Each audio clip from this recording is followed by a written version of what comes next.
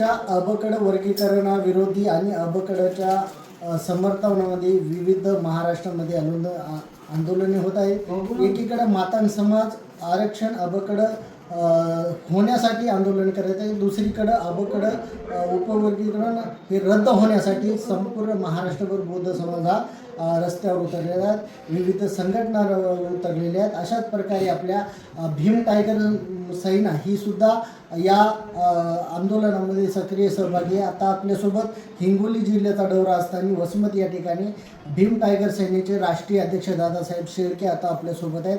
दादा, आपलं सर्वप्रथम महाराष्ट्र लाईव्ह न्यूजमध्ये आपलं स्वागत आहे। सध्या काही दिवसापूर्वी जे लातूर या ठिकाणी आंदोलन झालं, त्या आंदोलनामध्ये आपण ती सभा गाजवली, मात्र काही मुद्दे आहेत ते मातांग समाजानं फिरवले, ते म्हणजे त्या समाजाला आपण मांगटे म्हणला किंवा आपण हे या संदर्भामध्ये व्हिडिओ काय आपलं स्पष्टीकरण आहे?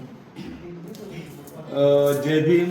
लातूरची जी सभा झालेली आहे, मुळात मातंग समाजाबद्दल मला अत्यंत आदर आहे। माझे सर्व व्हिडिओ तुम्ही चेक करा। मी मातंग समाजाला मागते असं कुठेही बोललो नाही आणि भविष्यात बोलू शकत नाही। नंबर 1, आता मी जे काही मागत्या शब्द बोललो हे एका व्यक्तीसाठी बोललो।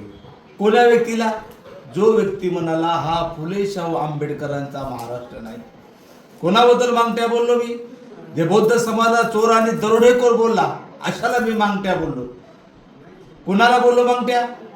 जे माझ्या समाजाला म्हणाला की जर बाबासाहेब असते त्या महाराजांच्या गांडीवर लात मारली अशी, अशा लोकांना मी व्यक्तीला मागत्या बोललो। हे परत एकदा मी क्लिअर करतो। परंतु या आरएसएच्या अवलादीला, ज्यांनी आरएसएची सुपारी घेतली, या पोतरा संघटनेच्या पदाधिकाऱ्यांना मला संपवायचं आहे, मातंग समाजाच्या नजरेमध्ये मला मायनस करायचं आहे, म्हणून तेवढंच क्रॉप करून अशा पद्धतीने माझा व्हिडिओ ते व्हायरल करत आहे। अजिबात मी मातंग समाजाबद्दल बोललो नाही। जे बाबासाहेबांना, जे बौद्ध समाजाला टार्गेट करतायत त्यांच्यासाठी व्यक्ती म्हणून माझा तो शब्द होता। दुसरा एक दादा प्रश्न आहे की त्याच भाषणामध्ये जे आपण अण्णाभाऊ साठे हा महापुरुष नाही असा उल्लेख त्या समाजातील लोकांनी केला, याचं स्पष्टीकरण काय? माझं भाषण आताही माझ्या स्वतःच्या यूट्यूब चॅनलवर आहे, इंस्टाग्रामवर आहे, आपण परत चेक करू शकता। विषय असा होता की कोणीतरी अण्णाभाऊ साठे महापुरुष नाही असं बोललं, म्हणून मी त्या ठिकाणी असं म्हणालो, एक कोणीतरी बोलल्यामुळं तुम्ही एवढी आदळआपट केली, एवढं तुम्ही त्याला टार्गेट केलं, ट्रोल केलं तुम्ही त्याला।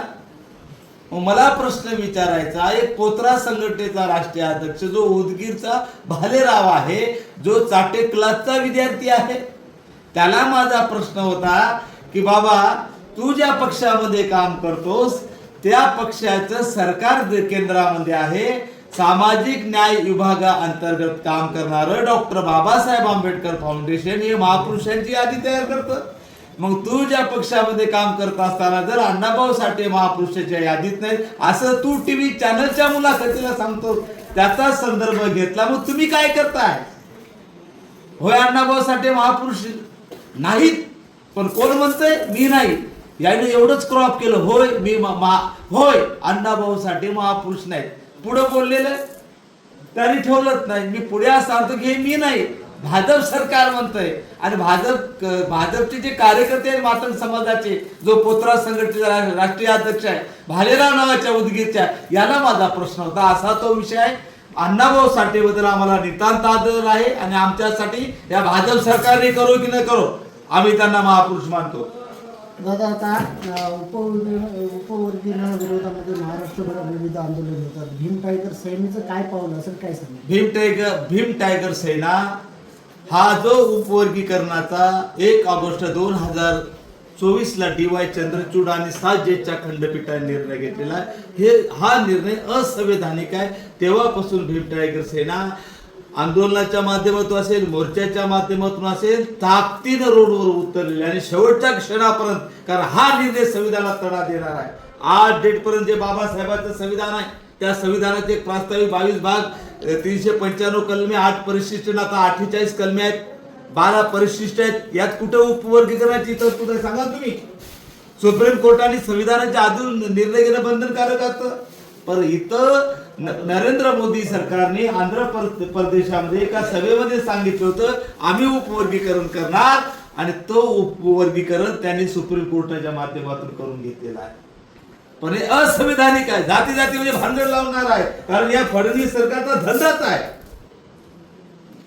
मराठा ओबीसी वाद लावणे, धनगरांना एसटीचं आरक्षण देतो धनगर वर्सेस आदिवासी वाद लावणे, आणि आता बौद्धांनी मातंग वाद लावलेला आहे.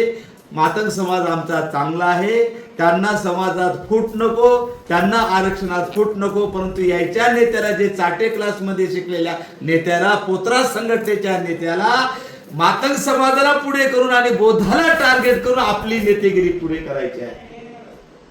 RSS कडून जो ठेका घेतला बौद्धाला टार्गेट करण्याचा, त्याच्यासाठी सगळं करत आहे. मग आम्ही आंबेडकरी कार्यकर्ते, आंबेडकरांची औलाद आहोत, तेवढ्याच ताकदीने आम्ही हा निर्णय रद्द करण्यास भाग पडू. वेळ पडली तर फडणवीसच्या नर्दीचा घोड घेऊ, परंतु आरक्षण उपवर्गीकरण निर्णय आम्ही रद्द करू. दादा चाटे क्लास शब्द मी या अर्थाने वापरलेला आहे. बऱ्याचदा असं होतं की शब्दावर जायचं नसतं, शब्दातला मतीत अर्थ समजून घ्यायचा. RSSचं टोपण नाव मी चाटे क्लास ठेवलं, कृपया काही चुकीचा अर्थ काढू नका. नक्की हे होते दादासाहेब